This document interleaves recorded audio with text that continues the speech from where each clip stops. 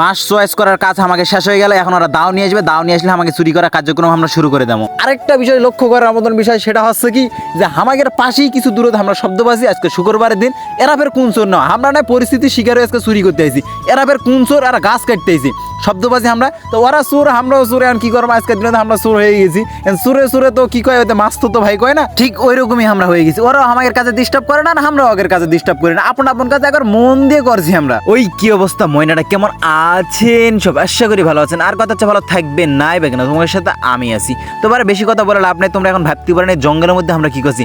বারে এক জাত গেছে না বল খেলতে আজকে শুক্রবারের দিন, আর শুক্রবারের দিন আজকে আমরা নামাজটাও পড়তে পারো না। তোমরা আবার কেউ মাইন্ড করো না, গালিগালাজ করো না, কারণ এমনি আমরা মেলা লজ্জিত, এলাকার ভিতর ঢুকতে পারবো না এই সময়, কারণ এই সময় নামাজ চলছে। আর এই সময় যদি আমরা এলাকার ভিতর যাই তাহলে আমাকে জুতাতে পিটবে, এটা নিশ্চিত কনফার্ম, সেটা আমরা জানি। ওই জন্য আমরা এখন সময় বেঁচে আর বিকেলে ফেরে আসে আমাদের আরেকটা ম্যাচ, অন্যরা আসবে আমাদের মাঠে বল খেলতে। আর আমাদের মাঠের কাহিনী তোমাদের কি কম পারে, আমাদের মাঠের মানে আমার এলাকার মানুষেরা এতটাই খারাপ যে আমরা বল খেলার জন্য কত কষ্ট করে বাঁশগুলা নিজে পুঁতি বারে বাঁশ করি, আর এরা নিজে কি জ্বালানির কাজে ব্যবহার করে, কেউ পিকনিক খাই শেষ করে দেয়। মানে এলাই মনে হয় আমাদের খড়ি নাও, এত কষ্ট করে আমরা চুরি করে খাড়ির থেকে বাঁশ কাটে নিয়ে যায়, আর হালার বুদেরা কি করে জ্বালানির কাজ ব্যবহার করে দেয়। যাক সেটা বড় কথা না, বড় কথা আছে মেন পয়েন্টে চলে আসি। তো আজকে খেলাধুলা করে আসার সময় আমরা ভাবলাম সবাই মিলে যাই, তাহলে আজকে আবার চুরি করে বাঁশ কাটে নিয়ে চলে। আর আজকে যেহেতু শুক্রবারের দিন আর এই টাইমটা মানুষ নামাজ পড়তে যাবে, এটাই হচ্ছে আমাকে সুবর্ণ সুযোগ, আর সুযোগের সৎ ব্যবহার করে আমরা তাই চলে আসলাম বাঁশ কাটতে। আজকে খেলার পথে আসার সময় যে ছেলেপেলেটা বাঁশ দেখতে চয়েস করতে লাগে গেছে। এখন বাঁশ মানে পুরো বাঁশ যতগুলো এলা বাঁশ আছে সব বাঁশের এরিয়াটা এখন আমাদের দখল। এর মধ্যে আমাকে যে বাঁশি পছন্দ হবে আমরা সেই বাঁশি নিয়ে চললাম, কাউকে করার আমাকে টাইম নেই।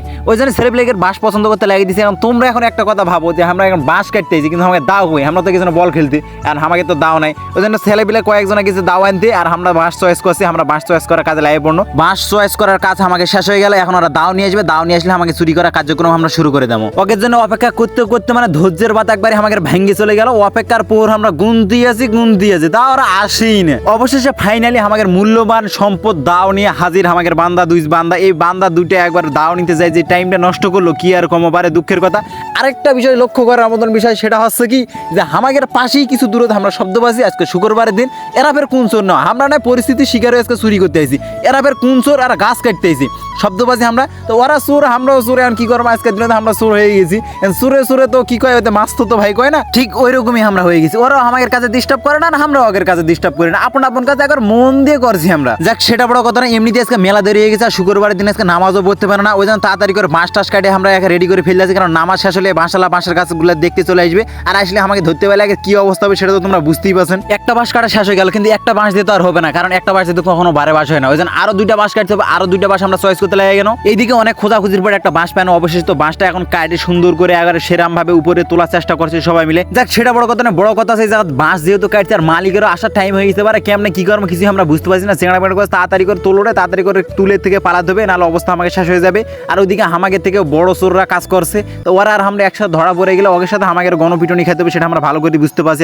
আজকের মতন অবশেষে বাঁশ কাটা আমাকে শেষ হয়ে গেল, কিন্তু বাঁশ কাটা শেষ হয়ে গেলে কি মিশন শেষ না, পারে মেলা ঝামেলা আছে এখনো। তোমরা যারা আমাদের মতন পাতি চোর আছেন তারা তো অবশ্যই এই বিষয়টা বুঝতে পারবেন, কারণ জিনিসটা আমাদের কাটা শেষ হয়েছে। এখন বাড়ি পর্যন্ত আমাকে নিয়ে যেতে হবে, থুকু বাড়ি না মাঠ পর্যন্ত নিয়ে যেতে হবে।